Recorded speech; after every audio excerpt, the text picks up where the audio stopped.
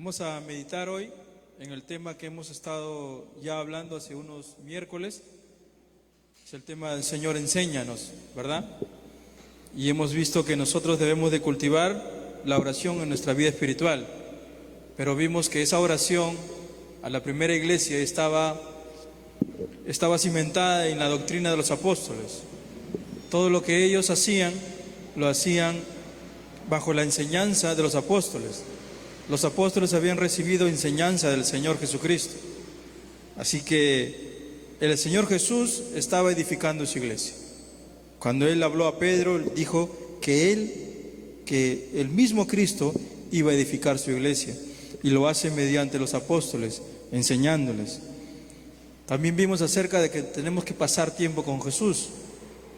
Es evidente cuando pasamos tiempo con Jesús. Cuando nosotros vamos a algún país, algunos vienen con algún dejo, ¿no? Algunos pasan ni siquiera de repente una hora, pues ya vienen con un dejo, ¿no? Los que pasan muchos años en algún país vienen con algún dejo. Y se nota que quizás ellos han estado en ese país. Es evidente. Cuando nosotros estamos con Cristo, tenemos una comunión con Cristo, es evidente. Porque ellos decían, esto no es lo que hablaba el Señor, esto no es... se parece a lo que hablaba a Cristo, ¿no? Entonces, los apóstoles cuando hablaban, para las demás personas era evidente que ellos habían estado con Jesús. Y así crecía la iglesia. Cuando algún hermano de la iglesia hablaba, los demás podían ver que era cristiano. Lamentablemente, a veces nuestra forma de hablar se parece tanto al mundo que ya no nos reconocen. Nos estamos identificando tanto con el mundo que ya cuando veo a algún hermano quizás no lo puedo reconocer. Pero no era así en los tiempos del Señor, en los tiempos de la primera iglesia. Ellos podían observar, podían ver que esta persona había estado con Cristo, porque había pasado tiempo con Jesús. Después vimos que nosotros tenemos que tener una perspectiva correcta acerca del reino. Vimos una perspectiva del mundo, donde el mundo prefiere algunas cosas, las cosas del mundo, como dice el Señor Jesús. Los gentiles buscan comodidad, los gentiles buscan riquezas, pero nosotros no debemos de buscar esas cosas. No estoy diciendo que no lo hagamos, sino que nuestra prioridad es otra. Nuestra prioridad es buscar la gloria de Dios. Nuestra prioridad es que el reino de Dios siga extendiéndose. Esa debe ser nuestra prioridad. Y hoy vamos a ver dos cosas. Y para eso vamos a leer la palabra del Señor. Otra vez vamos a leer el mismo versículo que hemos estado leyendo las semanas pasadas. Se trata de Hechos capítulo 4, versículo 24. Y nosotros ya conocemos el contexto. Pedro y Juan habían sido arrestados por predicar al Señor y por sanar a un cojo. Y les habían dicho, señores, ustedes no hablen en el nombre de Jesús, porque si no van a sufrir las consecuencias. Van a ser azotados y también muertos. Entonces, Hechos 4:24 dice, y ellos, habiéndolo oído, alzaron unánimes la voz a Dios y dijeron, soberano Señor, tú eres el Dios que hiciste el cielo y la tierra, el mar y todo lo que en ellos hay. Vamos a seguir hablando acerca de más versículos, pero este es nuestro texto base, donde vamos a estar hablando acerca, primeramente, quiero hablarles muy, muy corto acerca de lo que dice primero, unánimes. Ellos alzaron unánimes la voz a Dios. ¿Qué significa esta palabra, unánimes? Unánime significa que estar juntos en común acuerdo. Ellos estaban juntos, estando de acuerdo ¿de qué? De la doctrina de los apóstoles. La doctrina, la palabra de Dios es que hacía que los hermanos estén juntos. A veces pensamos que los hermanos van a estar juntos por medio de juegos, por medio de actividades, hay que hacer algún jueguito para que los hermanos estén más compenetrados y no sean tan callados. Hay que hacer algo, y usamos métodos psicológicos, métodos del mundo, para que nosotros estemos más juntos. Y eso puede resultar en el mundo secular. Pero lo que permanecían ellos juntos era por la palabra de Dios. El Espíritu de Dios usaba la palabra de Dios para que ellos estén juntos, unánimes. Yo pensaba, el hermano Pedro y Juan pensaba igual que el hermano que recién se había convertido. Ellos estaban, en su mente había un propósito, era agradar al Señor y extender el reino de los cielos. Ellos tenían un propósito en común. Ninguno tenía otro propósito. Ninguno traía agua para su molino, como decimos ahora. Ellos tenían un solo propósito: glorificar al Señor y que más personas puedan glorificar al Señor. Y eso, ¿quién juntaba eso? ¿Quién los unía? Los unía la palabra de Dios, los unía el Espíritu de Dios. A veces no queremos estar juntos. A veces hay algunos de nosotros que tiene algún roce con algún hermano. Y eso es solamente por falta de estudiar la palabra del Señor. Yo puedo ver el estado espiritual de una persona cuando me dice: tal persona va a venir, entonces no quiero estar. O él me mira con mala cara, o ella me mira con mala cara, ella no me saluda, o él sí me saluda, y no me siento bien con esta persona.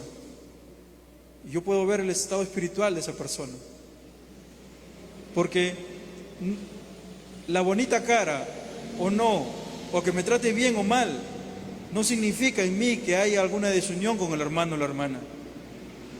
A mí lo que me une con el hermano y con la hermana es Jesús. Jesús murió por mí y también murió por esa persona. Y lo que me le trae la unión es la doctrina. Tú y yo, nosotros creemos lo mismo. Eso es lo que me hace estar unido a ti. El Espíritu Santo me ha sellado y me ha puesto en la iglesia. Y eso es lo que me hace estar unido a ti. Cuando yo me alejo de la palabra, cuando yo me alejo de la doctrina, entonces comienzo a ver tus defectos y tú comienzas a ver los míos.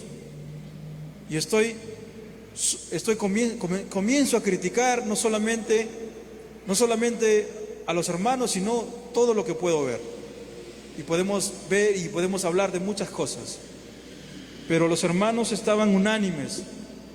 Y cuando tuvieron un problema, ¿qué hicieron? Cuando tuvieron un problema los hermanos, ¿qué hicieron? ¿Qué hicieron los hermanos? Tuvieron una reunión de oración.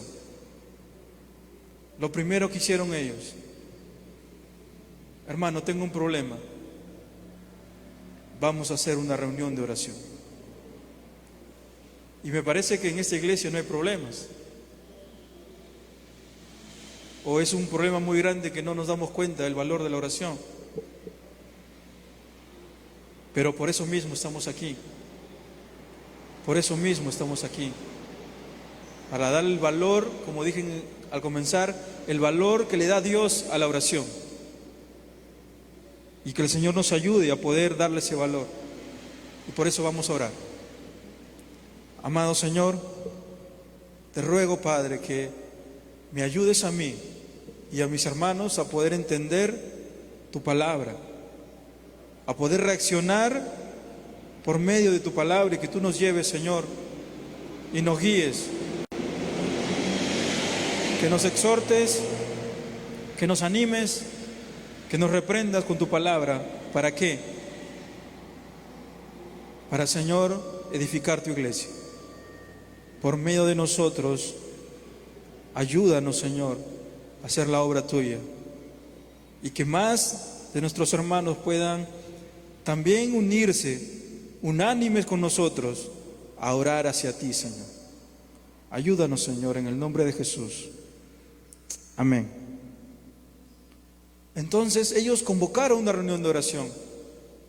Tengo algunas dificultades de presentar el Evangelio. Ellos habían sido arrestados. Ellos habían sido amenazados de poder, si no siguen hablando del Señor, ellos van a perder su vida. Inmediatamente, lo primero que hicieron, primero escucharon muy atentos. Lo segundo es alzaron su voz para reclamar, alzaron su voz para, ya ves, Pedro, Juan, ¿quién te dijo que hablaras de Dios, de Jesús? Yo te dije que no hablaras ahí porque allá hay muchos fariseos, allá hay muchos saduceos y no conviene estar ahí. No es posible que te dijimos y tú no hiciste caso. Ya ves, bien hecho. No, ellos unánimes alzaron la voz y alabaron al Señor y convocaron una reunión de oración. Vemos que la vida de la iglesia comenzó con una reunión de oración, 120 personas orando en el aposento alto. El Espíritu Santo llegó y comenzó con una reunión de oración. Más adelante se convirtieron 3,000, 5,000, cojos andando, ciegos mirando. Tantos milagros y prodigios que hicieron los apóstoles, confirmando la palabra de Dios en ellos. ¿Por qué? Por la oración de la iglesia. La iglesia orando siempre, sabiendo y dándole la importancia, lo que significa la oración en medio de nuestras vidas. Ellos fueron ante Dios con una misma mente, pidiendo lo mismo. Nadie pedía para sí mismo, sino pedían para el reino de Dios, con una sola mente. Ellos creían que orar juntos era necesario para la predicación. Hermanos, ¿por qué nosotros no predicamos a los demás? Yo no estoy hablando de pararte en una esquina y hablar y predicar. Estoy hablando de personas que nos juntamos con tus amigos, tus amigas, tus familiares. ¿Por qué no le hablamos del Señor? Porque simplemente nos falta oración. Esto no procede de nosotros. Esto tiene que ser añadido. Esto el Señor tiene que moverlo. Y la forma por la cual el Señor ha dicho que lo va a hacer es a través de la oración. Y nosotros no queremos hacerlo. Hacemos campañas. Algunas iglesias traen artistas para hacer números. Hacen teatros. Hacen muchas cosas y muchas personas van y miran, y cuando miran, comezón de oír tienen y se van como tal llegaron. No sucede nada, no sucede absolutamente nada, porque no hay oración. No hay oración. Si no vemos eso en nuestras vidas, no vamos a hacer nada, porque la gloria va a ser nuestra. Yo lo hice con mis actividades, yo lo hice con mi forma de hacer las cosas, yo lo hice y van a preguntar y van a venir, ¿cuál es el secreto de que tu iglesia sea grande, hermano? Bueno, el secreto es esto, tengo un libro que te cambiará la vida y un libro, cómo hacer crecer la iglesia en 2 meses. La oración, no hay nada oculto. No hay nada oculto. El Señor desde el comienzo es la oración en la iglesia. Si no queremos verlo, bueno, es nuestra responsabilidad. Quiere el Señor que podamos ver el poder de la oración y lo que la oración significa y lo que significó para nuestros primeros hermanos. Por lo tanto, no debemos aislarnos. No debemos, bueno, yo no necesito orar, que oren los que necesitan. No es correcto aislarnos, estar aislados de los demás. Somos un cuerpo de Cristo y por lo tanto nos necesitamos unos a otros. Entonces ellos estaban orando juntos. ¿Y qué es lo que dicen? Alzaron la voz unánimes y dijeron: soberano Señor. Soberano Señor, tú eres Dios que hiciste el cielo y la tierra, el mar y todo lo que en ellos hay. En el mundo vemos muchas cosas. Hace poco hay una tormenta, bueno, hasta ayer y hoy mismo hay una tormenta terrible en los Estados Unidos. Hay casi 59 personas que han perdido la vida por esa tormenta. Temperaturas de 48 menos cero, bajo cero, 48 bajo cero. Personas han encontrado dentro de sus vehículos congelados, muertos. Vemos guerras que todavía no se arreglan, la guerra de Rusia. Vemos tantas cosas. Vemos los gobiernos autoritarios, vemos los homicidios. Basta prender la televisión para ver un homicidio, por quitarte un celular, por quitarte cualquier cosa. Y es más, si no tienes nada, igual te matan por no tener nada. Y la vida no vale nada. Y nos preguntamos, ¿dónde está Dios? El mundo se pregunta y nos pueden preguntar a nosotros, ¿dónde está Dios? ¿Por qué hay tanta maldad en la tierra? ¿Por qué algunos tienen mucho y otros no tienen nada? ¿Por qué en el África hay niños desnutridos y no tienen nada que comer? Pero en Sudáfrica es uno de los lugares más ricos del mundo. El último mundial en Qatar se hicieron grandes estadios, pero nadie sabe o nadie se acuerda que para hacer esos estadios murieron muchos albañiles, muchas personas explotadas, trabajando a más de 40 grados en el sol de Qatar. Muchas personas perdieron la vida por hacer esos estadios. Aquí nosotros celebramos por el mundial que se ha hecho. Y decimos, o ellos pueden decir, el mundo puede decir, hay injusticia en el mundo, hay maldad en el mundo. ¿Dónde está Dios? Nos podemos preguntar aún nosotros mismos, ¿por qué mi hijo sale a la calle y le roban su celular? ¿Por qué mi hijo va y le atropellan? ¿Por qué mi hijo pasa estas cosas? ¿O por qué mi mamá? ¿Por qué mi papá? ¿O por qué yo paso estas cosas? ¿Dios se le escapó? ¿O Dios no es tan soberano como yo pienso? La Biblia tiene estas respuestas. Nuestros hermanos dijeron muy claramente, alzaron su voz para que todos oigan. Ellos alzaron su voz y dijeron, soberano Dios, tú eres el que hiciste el cielo y la tierra, el mar y todo lo que en ellos hay. Otra vez regresamos a la doctrina. ¿Cómo ellos sabían que Dios era soberano? Porque esto era lo que los apóstoles enseñaban a los hermanos. Todos sabían, hasta el primer convertido, le entregaban la doctrina del Señor. Ellos estudiaban las Escrituras, los jóvenes con los mayores, todos estaban juntos, unánimes, y aprendían las Escrituras, y ellos reconocían que Dios era soberano. Por eso ellos estaban en común acuerdo. Ellos entendieron que Dios era soberano a pesar de lo que podría suceder. La doctrina es la base de la comunión y cómo reaccionamos.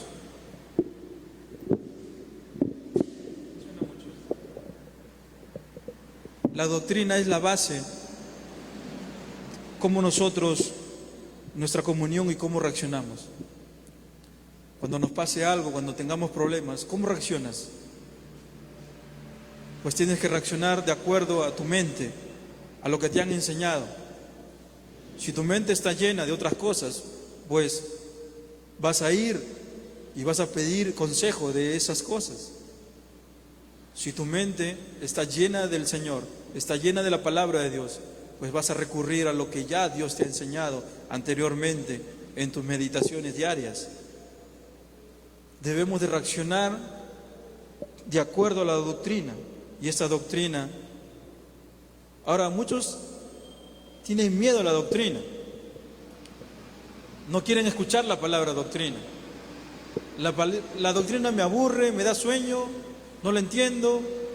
Pues déjame decirte que sin doctrina, sin la enseñanza de Jesús, no podemos seguir a Jesús, no podemos seguir al Señor. Esto es lo que nos hace estar juntos, es la base para nuestra comunión y nuestra reacción. Y eso es lo que hacemos: conocer la doctrina del Señor y saber que todo Él tiene el control nos permite tener una confianza, que Dios logrará sus propósitos redentores. Yo estoy convencido, si estoy convencido que Dios es soberano, entonces yo descanso en la soberanía del Señor.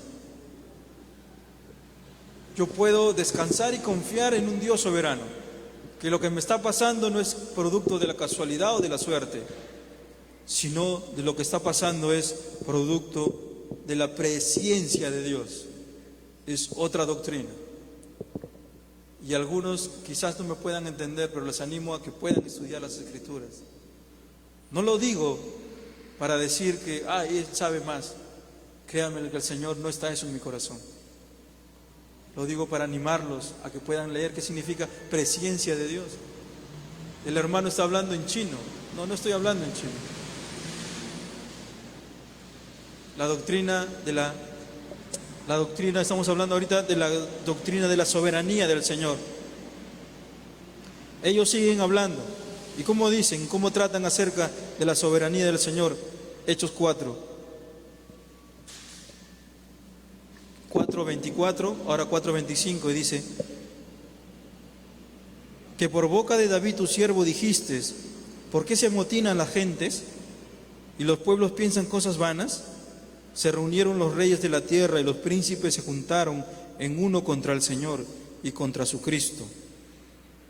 Porque verdaderamente se unieron en esta ciudad contra tu santo Hijo Jesús, a quien ungiste, Herodes y Poncio Pilato, con los gentiles y el pueblo de Israel, para hacer cuanto tu mano y tu consejo habían antes determinado que sucediera. Y ahora, Señor, mira sus amenazas y concede a tus siervos que con todo denuedo hablasen tu palabra. Ellos sabían que lo que estaba sucediendo ya había sido decretado por Dios, porque ellos dicen, antes había sido determinado que sucediera. ¿Y en dónde está eso? Ellos se lo inventaron.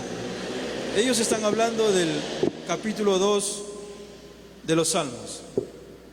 Hace poco hablé, devocional con mi hijo, hablamos de este Salmo 2. Y el Salmo 2 dice justamente lo mismo. El Salmo 2 dice: ¿por qué se amotinan las gentes y los pueblos piensan cosas vanas? Se levantan los reyes de la tierra y príncipes consultarán unidos contra Jehová y contra su ungido, diciendo. Mira lo que dicen las personas. Se habían levantado contra Jehová y contra su ungido. Rompamos sus ligaduras y echemos de nosotros sus cuerdas. El que mora en los cielos se reirá y el Señor se burlará de ellos. Imagínense hombres insignificantes levantando y queriéndose desligar del Dios soberano, del Dios que hace todas las cosas, del Dios que tiene en su mano nuestra vida. Y dice, y Dios se reirá de ellos, Dios se burlará de ellos.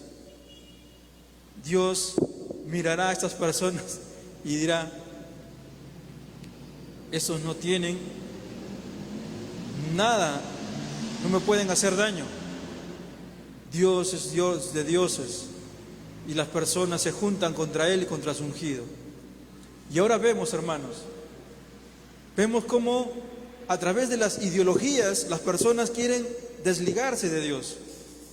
Vemos los matrimonios entre el mismo sexo, se quieren desligar del Señor.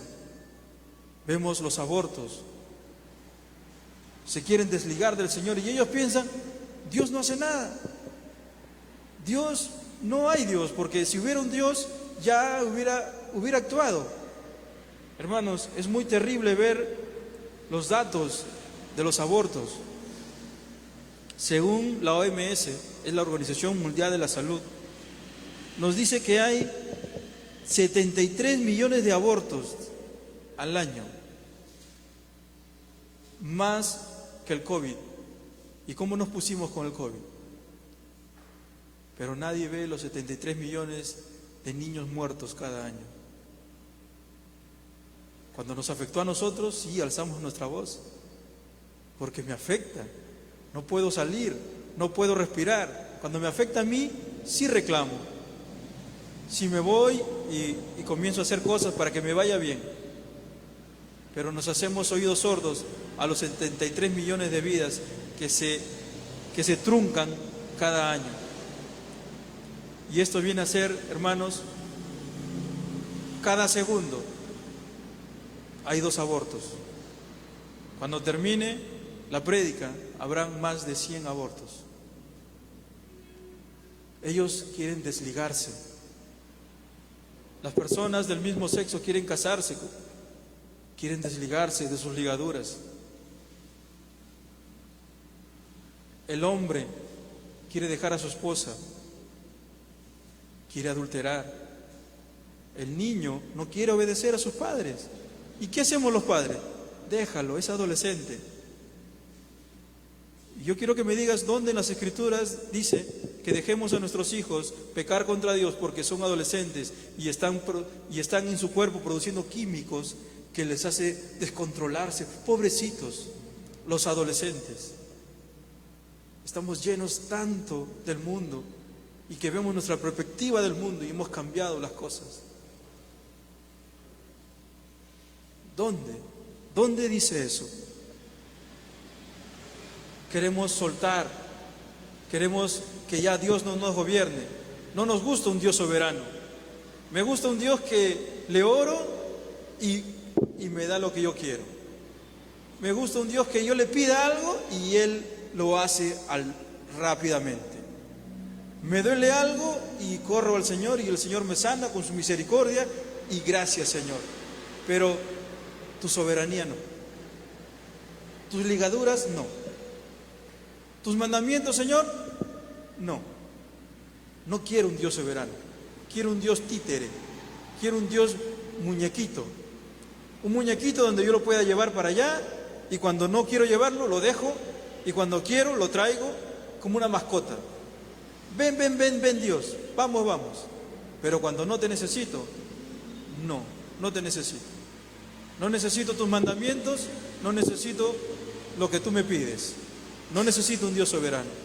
Y es lo que está pasando en el Salmo 2. La gente se amotinan contra el Señor y contra su ungido y el Señor se burla de ellos. El Señor se ríe por un momento, pero dice lo siguiente. Luego, estamos en el Salmo 2. Estamos viendo el Salmo 2 porque Hechos habla de este Salmo 2. Los hermanos de Hechos 4 están hablando de este Salmo 2. Y por eso estamos hablando de este Salmo. Dice el Señor, luego hablará a ellos en su furor. Luego ya Dios cambia de actitud. Por un momento dejó que ellos hagan lo que quieran, se ríe, se burla de ellos, pero dice ahora en su furor lo que va a hacer. Los turbará con su ira. Y el Señor dice, pero yo he puesto un rey sobre Sión, mi santo monte. Le dice al ser humano, le dice, ¿sabes qué? Tú quieres desligarte de mis ligaduras, tú no quieres un Dios soberano, tú no quieres a mi ungido. Sí, pero eso no va a ser posible. Yo no voy a hacer lo que tú quieres. Yo soy un Dios soberano, pero yo he puesto mi rey en Sión. Hagas lo que hagas, digas lo que digas, yo no voy a cambiar de opinión. Yo he puesto mi rey en Sión, en mi santo monte. Yo publicaré el decreto. Jehová me ha dicho, mi hijo eres tú, yo te engendré hoy. Pídeme y te daré por herencia a las naciones, y como posesión tuya a los confines de la tierra. Los quebrantarás con vara de hierro, como vasija de alfarero, los desmenuzarás. Ahora pues, oh reyes de la tierra, sed prudentes, admitid amonestación, jueces de la tierra. Servid a Jehová con temor y alegraos con temblor. Honrad al Hijo para que no se enoje y perezcáis en el camino, pues inflama de pronto su ira bienaventurados los que en Él confían. Y eso es lo que los hermanos del capítulo 4 de Hechos, ellos dijeron: los escribas y los fariseos se están juntando contra el Cristo, se están amotinando contra Jesús, se están amotinando contra el Señor y su ungido.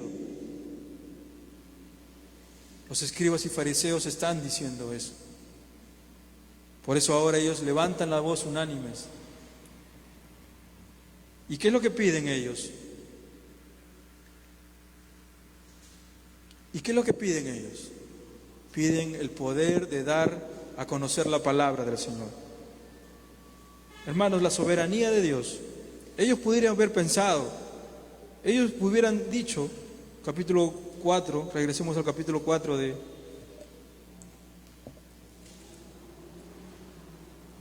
Ellos hubieran dicho: soberano Dios, soberanía de Dios. Hubieran dicho: si Dios nos ha mandado a poder predicar su evangelio, ¿acaso no es Dios soberano para que arregle todas las cosas y podamos predicar el evangelio tranquilamente? ¿Acaso por qué vamos a orar si Dios es soberano? Parece algo contradictorio, ¿verdad? Dios es soberano. La Biblia dice que Dios es soberano. La Biblia dice que Dios es soberano y Él sabe todas las cosas antes que sucedan. Entonces, ¿por qué orar? ¿Por qué orar si Dios sabe ya antes que la palabra esté en mi boca, Dios ya sabe? Entonces, ¿por qué orar? Si Dios ha dicho que tal persona se va a convertir, entonces, ¿por qué orar? Si Dios ha dicho que es soberano, entonces, ¿por qué no me hace las cosas más fáciles? Parece contradictorio, pero no es así. No es así. La Biblia nos enseña que Dios es soberano, pero también la Biblia nos enseña que debemos de orar. Nos enseña las dos partes. Hay una responsabilidad nuestra, de nuestro Dios. El Señor no solamente conoce todas las cosas de antemano, sino que soberanamente ha decretado que ocurran. El Señor lo dice que ocurran y nadie lo va a detener. El Señor dice: ni siquiera un pajarito cae en la tierra si el Señor no lo sabe. Si no es la voluntad de Dios, ni un pajarito cae en la tierra. Entonces nos podremos preguntar: ¿qué sentido tiene el orar si Dios ya lo tiene controlado todo? Pues hermanos, ciertamente nuestro Dios es soberano, pero eso no elimina nuestra responsabilidad que tiene el creyente de orar. No elimina nuestra responsabilidad. La doctrina bíblica de la soberanía de Dios nunca debe ser un incentivo para dejar de orar, sino todo lo contrario, para hacerlo. Precisamente tengo que orar al Dios soberano para que ocurran las cosas. Pero no es dejar de ser nosotros, dejarnos de poder estar sin orar. Total, si esto va a suceder, entonces ¿por qué lo voy a hacer? Los creyentes oran a Dios porque confiamos en Él. Él es poderoso para hacer todas las cosas mucho más abundante de lo que pedimos y entendemos. Eso lo dijo el apóstol Pablo en Efesios 3:20. El salmista en el Salmo 34 dice: claman los justos y Jehová oye y los libra de todas sus angustias. Nuestro Dios es un Dios personal. Tenemos un ejemplo. Por ejemplo, Josué. Dios le había prometido a Josué que él iba a poseer la tierra prometida. Entonces Josué se hubiera tirado al río, ¿no? Hubiera agarrado su ropa de baño, se hubiera metido al río Jordán y hubiera estado haciendo fiesta porque Dios ya le entregó la tierra prometida. ¿Eso hizo Josué? Josué fue en busca de la tierra prometida. Josué cruzó el río Jordán. Josué hizo guerra contra los cananeos y obtuvo la tierra prometida. Entonces, nuestras promesas de Dios no es para que nosotros estemos con desgano, sino más bien con más ganas de hacerlo. Dios ha prometido que Él hará su obra en nosotros, que va a cumplir sus propósitos en nosotros. Pues cuánto más debemos orar para que esto ocurra. Dios ha dicho que la forma por la cual Él hace las cosas es con la oración de su pueblo. La oración que nosotros podemos hacer, el Señor hace cosas cuando nosotros oramos. Y lo vemos aquí. Lo vemos la respuesta que Dios dio a estos hermanos. ¿Qué pasó? Ellos, sabiendo la soberanía del Señor, ellos comenzaron a orar. Ellos no oraron pidiendo que se cese la persecución. Ellos no oraron que cese la persecución. Ellos no oraron de repente como los hijos del trueno. Señor, ¿quieres que oremos y mandemos fuego del cielo para que se consuman los fariseos y los sacerdotes y así ya no tener quien nos fastidie? Ellos no oraron así también. Y ellos conocían la soberanía de Dios. Y ellos dijeron, esto es lo que está pasando. Eso ha sido decretado antes. Dios les había dicho, en el mundo tendréis aflicciones, pero Jesús les había dicho, pero yo estaré con ustedes hasta el fin del mundo. Ellos estaban viendo cumplirse la promesa de Cristo en sus vidas y por eso oraron. Ellos sabían que todo eso estaba en control de Dios, que todos esos azotes que iban a recibir, más adelante va a morir Esteban, más adelante va a morir Jacobo, más adelante muchas personas van a morir, y todo estaba en el decretado por el Señor. Y ellos seguían orando para que el reino de Dios se propague por toda esa zona. Dice, eso es lo que piden. Sabiendo que tienen un Dios soberano y que tenemos un Dios soberano, dice, ahora Señor, mira sus amenazas y concede a tus siervos que con todo denuedo hablen tu palabra. Esta persecución a ellos no les sorprendió. Como lo dice el apóstol Pedro en Primera de Pedro, en capítulo 4, versículo 12. Pedro dice, amados, no nos sorprendáis del fuego de la prueba que ha sobrevenido, como si alguna cosa extraña os aconteciese, sino que gozaos, por cuanto sois participantes de los sufrimientos, de los padecimientos de Cristo, para que también en la revelación de su gloria os gocéis con gran alegría. Mira cómo el apóstol Pedro habla acerca de alegría y gozo cuando nosotros estamos participando en los padecimientos de Cristo. A Cristo lo crucificaron. ¿Por qué? Por lo que decía. Por lo que decía. Por lo que hacía. Y cuando nos pase cosas, a veces tenemos nosotros vergüenza, tenemos alguna... ¿Por qué no hablamos? ¿Por qué no predicamos a los que sabemos que no les ha llegado el Evangelio? Pues tú tendrás tus respuestas. Pero hermanos, aquí hay una promesa muy grande. Va a haber gozo en tu corazón. Dice acá, si no gozaos. Cuando te digan, no me hables más, o cuando te insulten, o como a Cristo te golpeen, va a haber gozo en tu corazón. Este gozo parece contradictorio, pero no lo es. Cuando Esteban estaba muriendo apedreado, dice que tenía la cara como un ángel. Entonces, es algo que cada uno de nosotros debemos experimentar. Debemos de permanecer, de hablar el nombre del Señor, y eso va a traer gozo, gran alegría, dice el apóstol Pedro. Versículo 14 de Primera de Pedro, capítulo 4. Si sois vituperados por el nombre de Cristo, sois bienaventurados. Cuando te maldigan, cuando te insulten por causa de Cristo, la palabra dice que eres bienaventurado. Bienaventurado dice felices, felices. Vas a ser feliz. Si alguien te va a insultar por causa de Cristo, tu corazón se va a alegrar. porque estás padeciendo lo que tu Señor padeció, lo que tu Señor padeció.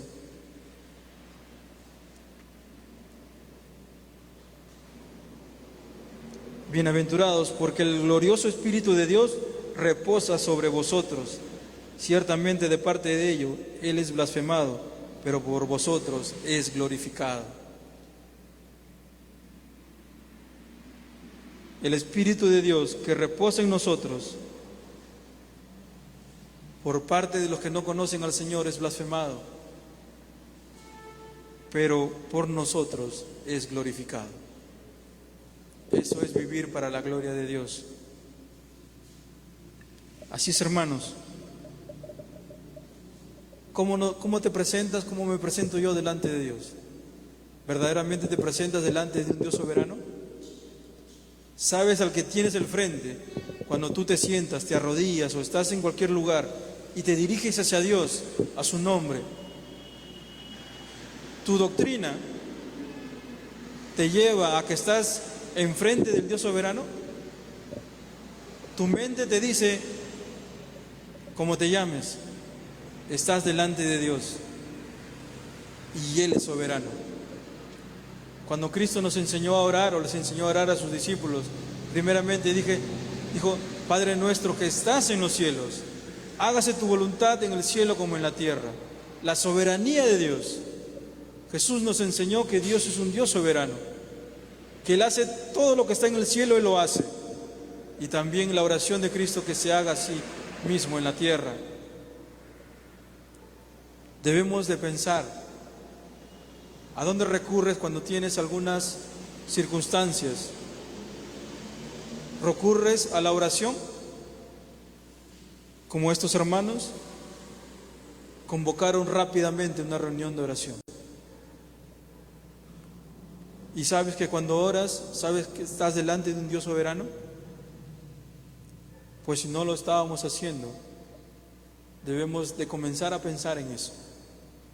Que todo lo que yo pueda decir o lo que yo pueda querer no se va a hacer conforme a lo que yo quiera o desee, sino pidamos a que se haga conforme al Dios soberano, que su consejo es mejor, que su sabiduría es mejor que la mía, que lo que Él decida va a ser mucho mejor para mí de lo que yo pueda querer o desear. Lamentablemente vemos personas diciéndole al Señor que ahora lo haga. Y ya hay pseudos pastores que dicen ahora. Y ya de verdad que hace muchos años no veo esa clase de canales, no lo hago. Pero sí he escuchado bastante falsos apóstoles diciendo que a Dios ahora lo hace. Hace poco un cantante se llamaba Julio Melgar. Yo vi un video que muchas personas le decían muchas cosas, que te vas a sanar, que el Señor va a hacer esto contigo, todo esto. Y Julio se murió. ¿Qué pasó con todos esos falsos profetas que profetizaban? Y la gente sigue escuchando sus músicas. La gente sigue escuchando, comprando sus discos o bajándose música y escuchando a falsos profetas. Pero, ¿por qué no decir, Señor, lo que yo deseo es esto? Pero perdóname si no está dentro de tu voluntad. Y aunque me duela mucho, y aunque pueda sufrir las consecuencias, yo quiero hacer tu voluntad. Y ayúdame a recibirlo con alegría y con gozo. Y no pidiéndole al Señor que haga lo que yo quiero.